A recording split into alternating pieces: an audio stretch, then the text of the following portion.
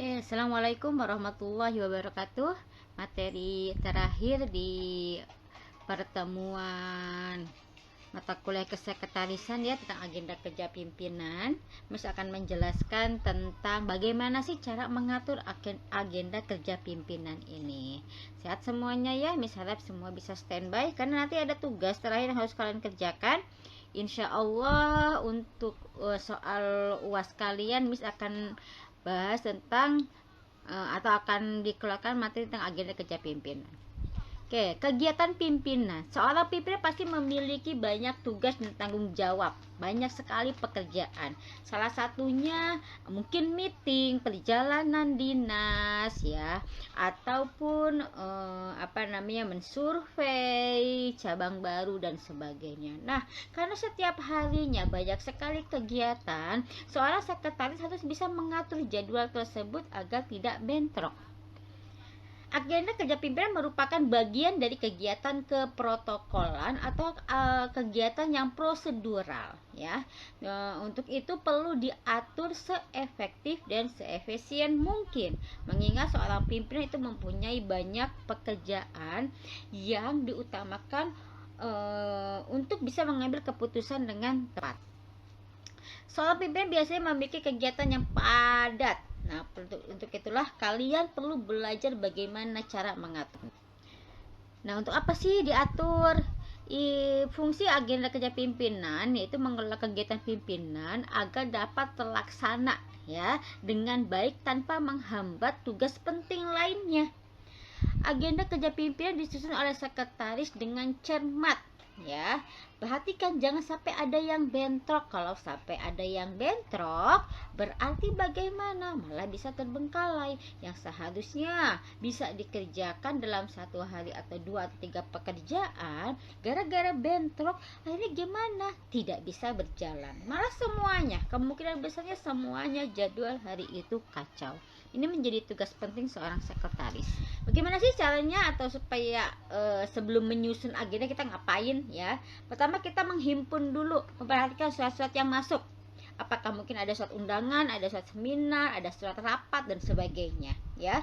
Kemudian perhatikan jadwal-jadwal yang sifatnya rutin, bisa harian, mingguan, atau bulanan. Misalnya apa? Ada kegiatan rapat-rapat rutin, ada kegiatan pimpinan yang mungkin mensurvei lokasi, itu kegiatan yang rutin.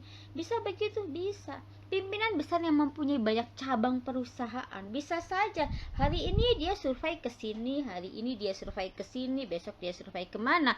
Dan itu perlu diatur oleh seorang pimpinan. Kemudian bisa memberikan jawaban secara tepat terhadap pertanyaan yang berkaitan dengan jadwal pimpinan. Makanya biasanya sekretaris punya agenda tuh ya, agenda kerja yang menyusun jadwal-jadwal pimpinan. Mau tidak mau sekretaris harus hafal kegiatan pimpinan hari ini apa, besok apa ya. Kemudian tugas lain seorang sekretaris setelah menyusun mengingatkan pimpinan. Pagi-pagi diingatkan, Bapak hari ini jadwal Bapak bla bla bla bla, jam sekian bertemu dengan siapa dan sebagainya. Itu menjadi tugas seorang sekretaris ya. Kemudian bila memungkinkan ikuti jadwal pimpinan atau perhatikan adanya perubahan-perubahan yang insidental. Apa itu insidental? Yang tiba-tiba. Syarat dalam menyusun agenda kerja, pertama berdasarkan kronologis atau waktu ya. Misalnya Senin, kita mulai dari Senin ya biar gampang. Jadwal jam 8 apa, jadwal jam 10 apa, kemudian jadwal jam 2 apa. Artinya dalam penyusunan tidak boleh berantakan ya.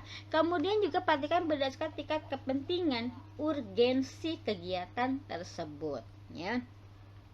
Yang untuk tahu tingkat urgensi siapa? Pimpinan. Biasanya kita tanyakan dulu, Bapak kebetulan hari ini Bapak ada 4 kegiatan, cuma saya khawatir mungkin Bapak terlalu lelah.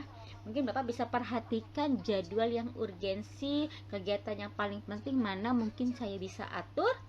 Atau kalau nanti perintah beliau apa, perintah pimpinan kita apa, misalnya bisa saja, oh iya nih saya satu jadwalnya di delete aja deh, atau di pending saja ke hari lain, kamu hubungi ya orangnya.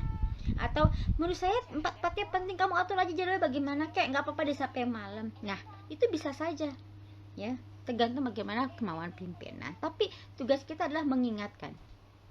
Kemudian bagaimana membuat rencana kerja, menentukan maksud dan tujuan. Makanya nanti formatnya ada nomor, ada tanggal, ada waktu, ada kegiatan, ada keterangan.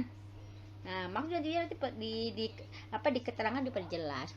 Menentukan berbagai alternatif, tentu saja dengan kompromi bersama pimpinan, mengatur sumber daya yang diperlukan. Misalnya, beliau ada jadwal presentasi. Sumber daya yang diperlukan apa? Berarti laptop, materi, ya kan? Pointer, mungkin untuk nunjuk-nunjuk itu harus disiapkan oleh seorang sekretaris. Menentukan pelaksanaan kerja, waktunya. Ingatkan lagi, misalnya jam 10 ada rapat tapi jam 9 pimpinan mungkin masih di ruangan padahal rapatnya perginya jauh. Wajib seorang sekretaris untuk mengingat. Hal yang harus diperhatikan dalam menyusun kegiatan pimpinan, menerima dan menghimpun surat. Seperti tadi sudah ya, dibuat judulnya kegiatan dengan tepat, mengingatkan acara dan mengikuti adanya perubahan. Ini contoh agenda kerja secara harian. Kalian perhatikan ya, nomor, hari dan tanggal itu wajib. Kemudian susun pukul berdasarkan urutan kronologis yang tadi Miss bilang. Kegiatan sama tempat. Ini tempat itu bisa diganti dengan keterangan. Ya, bisa, boleh. Kalau menurut Miss enakan dengan keterangan karena kan depend on situasinya ya. Yang pasti untuk kegiatannya entah itu rapat, entah itu kunjungan kerja, kunjungan industri, kedatangan tamu dan sebagainya, itu ada di kegiatan. Nah, keterangan atau tempatnya tadi bisa di ruang tamu, mungkin dengan siapanya. Bisa saja misalnya jenis kegiatan meeting, kemudian keterangannya dengan siapa, itu kan bisa.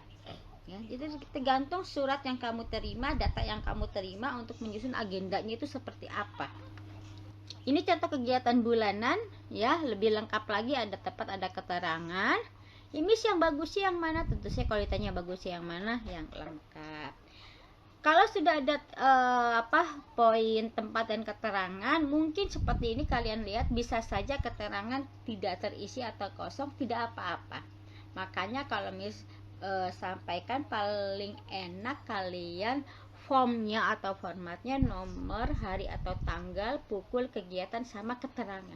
Karena posisi keterangan itu bisa kalian dengan isi dengan tempat atau dengan contoh di sini hari ke-1 rakernas, hari kedua kunjungan ke beberapa pemukiman dan sebagainya, kan itu bisa. Ya, jadi bagus rapi karena posisi form itu atau kolom terisi. Nah, silakan ini ada latihan kerjanya, kalian kerjakan. Miss kasih waktu sampai nanti jam 12 ya, karena cuma sedikit. Ini merupakan absensi. Kalian share jawaban kalian ke Google Class ya, itu menjadi poin absensi kalian. Mudah-mudahan paham ya, karena Miss ngejar waktu ini biar terrecordnya cepet. Terima kasih.